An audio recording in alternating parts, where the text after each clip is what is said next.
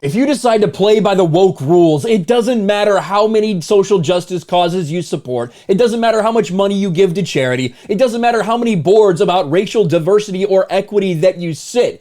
Eventually, you'll probably get taken out if they determine that you said something that was offensive. And in the case of Phoenix Suns and Phoenix Mercury team owner Robert Sarver, that's exactly what has happened. After a hit piece from ESPN dropped nearly a year ago following an NBA investigation, Phoenix Suns team owner Robert Sarver has been suspended for a year and fined $10 million. This is here from azcentral.com.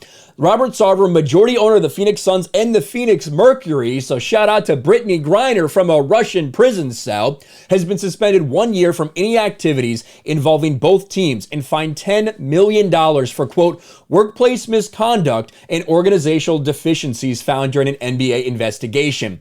The league on Tuesday announced the results of a 10-month investigation into allegations made against him by numerous people who had worked for the Suns organization. The league will also require Sarver to complete a workplace training program. The NBA launched its investigation last November in reaction to an ESPN report of allegations of racism and misogyny against Sarver, claiming he created a, quote, toxic work environment within the organization during his run as owner, which began when he bought the franchise in 2004.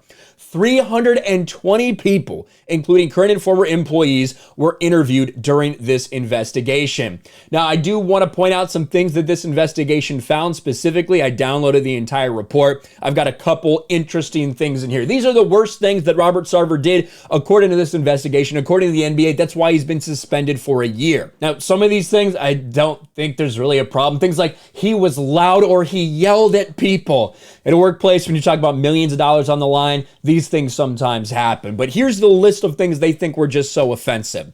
Sarver said the N-word at least 5 times. Now, does this mean he's screaming the N-word at a black person? Does this mean he just called somebody the N-word? No, it's not what it means. This is the Joe Rogan version in repeating or purporting to repeat what a black person said. So basically quoting somebody. Hey, this guy said this to me. This guy said that. This guy's in trouble for saying this. This is what they're talking about with his N-word usage. 4 of those after being told by both black and white subordinates that he should not use the word even in repetition of another. There you go. Sarver used language and engaged in conduct demeaning of female employees. Among other examples, he told a pregnant employee that she would be unable to do her job upon becoming a mother, berated a female employee in front of others, and then commented that women cry too much, and arranged an all-female lunch so female employees at Western Alliance Bank could explain to female Suns employees how to handle his demands. Don't know exactly the details surrounding that last portion there. Sarver commented and made jokes frequently to employees in large and small settings about sex and sex-related anatomy, including by making crude or otherwise inappropriate comments about the physical appearance and bodies of female employees and other women. On 4 occasions, he engaged in workplace inappropriate physical conduct towards male employees. Well, that certainly doesn't sound misogynistic, as was detailed before, but that's one of the things they labeled.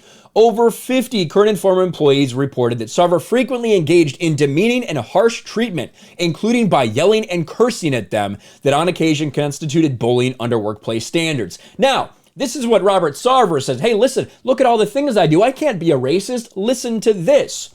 No other team in the NBA employed a higher percentage of people of color than the Phoenix Suns. Nope, doesn't matter. Go fuck yourself. Sarver's demonstrated his commitment to development and advancement of women in sports through his investment in and continued support of the Phoenix Mercury.